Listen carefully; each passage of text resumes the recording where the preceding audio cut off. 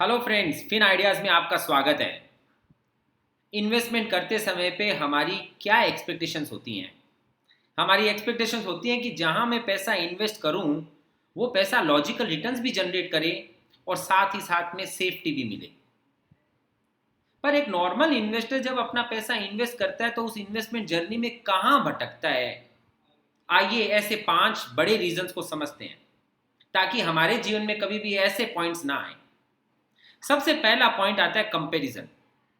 Investment करते हैं, उसके बाद में हम अपने प्रोडक्ट को दूसरे प्रोडक्ट के साथ कंपेयर करने लगते हैं।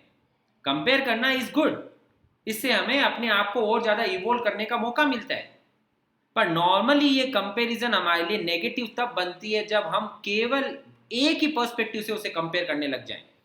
सामने वाले प्रोडक्ट की खूबियां ही खूबियां देख रहे हो और उसकी कमी को साथ में देखें ही ना, और अपने प्रोडक्ट की कमियां ही कमियां देख रहे हो, उसकी खूबियों को नहीं देखें, तो हम 1 to 1 या फेयर कंपैरिजन नहीं कर पाते हैं और उसके कारण एक इन्वेस्टर रॉन्ग डिसीजन लेता है। इंडेक्स लॉन्ग टर्म स्ट्रेटेजी में जब भी आप इन्वेस्टमेंट करते हैं और उसके बाद में यदि आपको कंपैरिजन करने का मन आए तो आप कंपेयर जरूर कीजिए, पर कंपेयर करते समय पे सामने वाले प्रोडक्ट की स्ट्रेंथ भी चेक कीजिए, तो साथ में ये भी चेक कीजिए कि उसमें वीकनेस क्या है, और अपने प्रोडक्ट की भी स्ट्रेंथ को चेक कीजिए, उसके साथ में वीकनेस को चेक कीजिए और फिर उसे कंपेयर कीजिए। दूसरा ऐसा क्या पॉइंट होता है जिससे हम रास्ते से भटकते हैं, वो है डाउट। अपने प्रोडक्ट पे डाउट करना। तो कई बार हम बहुत कुछ समझ समझा करके इन्वेस्टमेंट करते हैं। इन्वेस्टमेंट करने के बाद में अचानक हमें ऐसी डाउट फीलिंग आती है कि ये मैं जो कर रहा हूँ सही है कि नहीं है, कहीं मैं कुछ गलत तो नहीं कर रहा हूँ, कहीं मैं कहीं पीछे तो नहीं रह जाऊंगा। डाउट आना ये भी अपने आप में अच्छा है, पर जब डाउट आए तो हमें क्या करना है? डाउट आए तो इमीडिएटली हमको अपने एनालिस्ट से मिलना चाहिए, हमको अपने एडवाइजर से मिलना चाहिए और एडवाइजर के सामने दिल खोल के अपने डाउट को रख देना चाहिए कि मुझे अभी इस समय पे ये डाउट फील हो रहा है। अब जिम्मेदारी एडवाइजर की है कि आपके डाउट को वो क्लियर करे।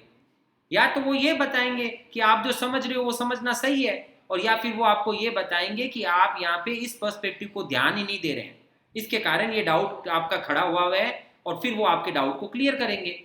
तो डाउटफुल लाइफ में रहना नहीं है, डाउट क्रिएट करके अपनी नॉलेज को और ज़्यादा बढ़ाना है। इंडेक्स लॉन्ग टर्म स्ट्रेटेजी में कई बार लोगों को ये डाउट आता है कि ये हेजिंग या फाइनेंसिंग कॉस्ट लगाने के बाद हमारे को क्या रिटर्न बचेगा।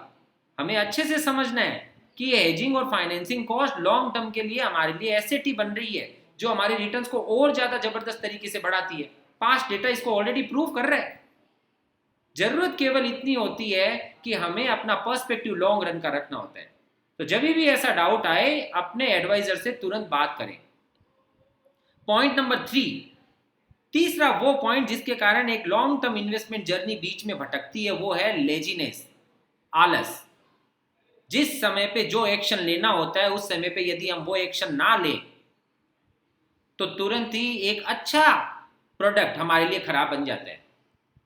लगातार समय समय पे एसआईपी इन्वेस्टमेंट करते रहना, अपने प्रोटेक्शन को लगातार संभाल के रखना, फ्यूचर्स को फॉरवर्ड करना है जिस समय पे उसी समय पे उसे फॉरवर्ड करना, ये सारी की सारी जिम्मेदारी एक इन्वेस्टर की होती है। तो जब भी आपके पास में एडवाइजरी आती है, यदि हम इमीडिएट एक्शन नहीं लेते हैं, उसको छोड़ देते हैं, बार बार एडवाइजर आपको कनेक्ट करता है, आपको याद दिलाता है, फिर आप एक्शन लेते हैं, तो ऐसे स्टेप का हर्जाना लॉन्ग रन के अंदर में इन्वेस्टर को खुद को भुगतना पड़ता है। दूसरा लेजीनेस और क्या रहता है? चीज़ों को सीखना समझना। इस चीज़ में भी यदि हम आलस करते हो तो इसका भी हर्जाना हमें लॉन्ग रन में भुगतना पड़ता है। तो एक अच्छे इन्वेस्टर की क्वालिटी ये भी रहती है कि वो इन्वेस्टमेंट के एक्शंस के प्रति आलस नहीं रखता। पॉइंट नंबर 4, इल फोकस्ड। फोकस को इधर उधर हटाते रहना। हमने सुना हुआ है सावधानी हटी दुर्घटना घटी। तो इन्वेस्टमेंट के पर्सपेक्टिव के अंदर में भी हमें लगातार फोकस रहना होता है, लगातार नई नई चीज़ों को सीखना होता है, अपने प्रोडक्ट के ऊपर में कॉन्फिडेंस को और बढ़ाना होता है। कॉन्फिडेंस नई नई चीज़ों को सीखने से ही बढ़ता है। जितना ज़्यादा हम कॉन्फिडेंट होते हैं उतना ज़्यादा ही मार्केट हमें पैसे बना के देता है। तो क्या ज़रूरत है, रिस्पॉन्सिबिलिटी क्या है हमारी? हमारी रिस्पॉन्सिबिलिटी है कि लगातार हम अपने प्रोडक्ट की डेप्थ को समझते रहें। हम कई बार ये सुनते हैं grass is always greener on other side of fence, पर हमें समझना होगा कि ग्रास हमेशा दूसरी साइड में ही ग्रीन नहीं होती है। ग्रास ग्रीन होती है वहाँ पे जहाँ हम सबसे ज़्यादा पानी डालते हैं। तो हमें लगातार पानी डालते रहना है, ग्रास अपने आप ग्रीन हो जाएगी। और सबसे इंपॉर्टेंट पॉइंट नंबर 5 वो है ग्रीड, लालच। जब हम इन्वेस्टमेंट करते हैं उस समय पे तो हम बहुत ही लॉजिकल डिमांड के साथ में इन्वेस्टमेंट करते हैं कि भाई रिजनेबल रिटर्न्स मिल जाए, डेट से अच्छे रिटर्न्स जनरेट हो रहे हो, I am happy with that. Market के अंदर में यदि सेफ्टी मिल रही हो, I am happy with that. पर थोड़ा सा समय जब हम इस तरीके से रिटर्न जनरेट कर रहे होते हैं और अचानक ही दूसरे प्रोडक्ट को देखते हैं, तब हमें भी लगता होता है कि हम बहुत पीछे रह गए और अचानक हमारी ग्रीड जगने लगती है और वो लालच से ड्राइव होकर के हम अचानक ही एफएसआर बहुत बड़े बड़े डिसीजन लेते हैं और बाद में मार्केट जब कुछ यू टर्न मारता है तो पता चलता हम फंस गए। तो ग्रीड ने फंसा दिया। तो जरूरी ये है कि बी रीजनेबल, रीजनेबल डिमांड रखनी चाहिए, रीजनेबल एक्सपेक्टेशंस रखने चाहिए। लॉन्ग रन के अंदर में कंपाउंडिंग अपने आप ही बड़ा मल्टीफोल्ड इफेक्ट उसका खड़ा कर देता है। तो जब भी हम इन्वेस्टमेंट के रास्ते से भटक रहे हो तो अपने आप को हमको तुरंत ही ये 5 क्वेश्चन पूछने हैं कि क्या मैं कोई गलत तरीके का कंपैरिजन कर रहा हूं या मैं फेयर कंपेयर कर रहा हूं, क्या मैं जबरदस्ती का अपने प्रोडक्ट पे डाउट कर रहा हूं, अगर डाउट है तो मैंने क्लैरिटी ली कि नहीं ली। तीसरा पॉइंट कि क्या मैं कोई आलस तो नहीं रख रहा हूं, जो भी चीजें मुझे नहीं सीखनी थी, समझनी थी, प्रोडक्ट के बारे में जाननी थी, मैं जान रहा हूं। चौथा पॉइंट, मेरा कहीं फोकस तो हिला नहीं है, मैं आज भी अपने प्रोडक्ट की डेप्थ को लगातार समझते जा रहा हूं। और पांचवा पॉइंट, मैं कहीं ग्रीड के थ्रू तो ड्राइव नहीं हो रहा हूं।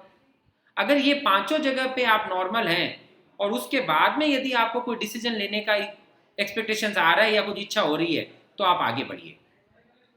सो ये 5 पॉइंट थे जिसके कारण नॉर्मली एक लॉन्ग टर्म इन्वेस्टर बीच रास्ते पे भटक जाता है और अपनी जर्नी को और अपने फाइनल डेस्टिनेशन को अचीव नहीं कर पाता है। Thank you.